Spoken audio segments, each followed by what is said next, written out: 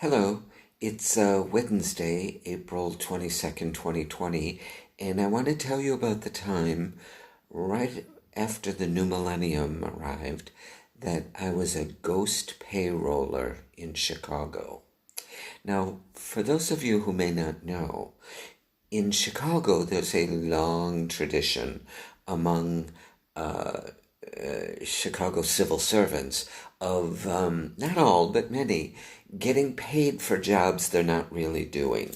Well, I wasn't a civil servant, but I was in Chicago and I was working at Loyola University in Chicago, which is a very distinguished university and where I earned my master's degree.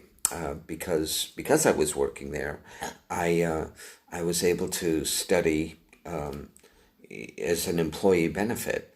I mean, that was a $50,000 education that I got. I should have been a better Catholic.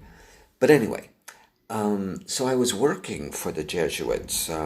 I was helping them to raise money, millions of dollars, for the Gregorian University in Rome.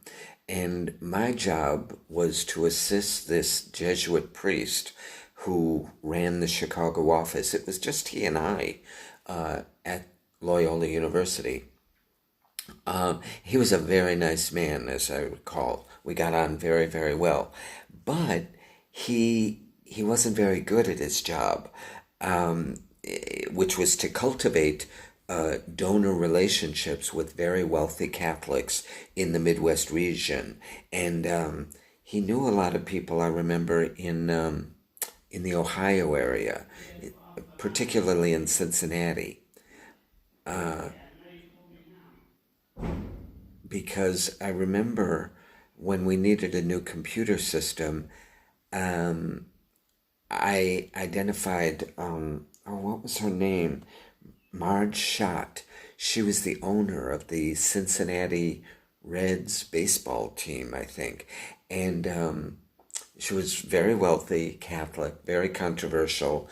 I remember she had some scandal regarding her racist comments and all. Anyway,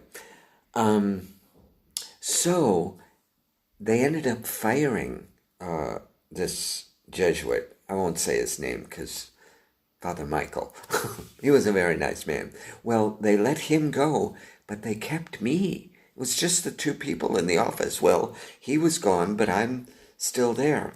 So they wanted me to keep identifying these wealthy Catholics, which is what I did. The work is called prospect researching, through a variety of ways to identify wealthy people who may be inclined to give to your particular charity.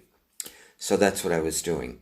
Well, I set up the office in a way when the head office was based in New York City. Well, I set up the telephone system so that when the head office would call to find out, to check in periodically, usually once a week or so, how are things going and all. Well, I had the telephone transferred from the Loyola office to my mobile phone, because I had just recently purchased a condominium up in Lincoln Park that I was rehabbing, and I needed to be on site to make certain that the rehab was going on schedule and under budget. I had a lot on my plate. So that was my ghost payrolling experience, and I rode that pony for, a good couple of years until I started teaching in Brazil. So there's that. Be fabulous.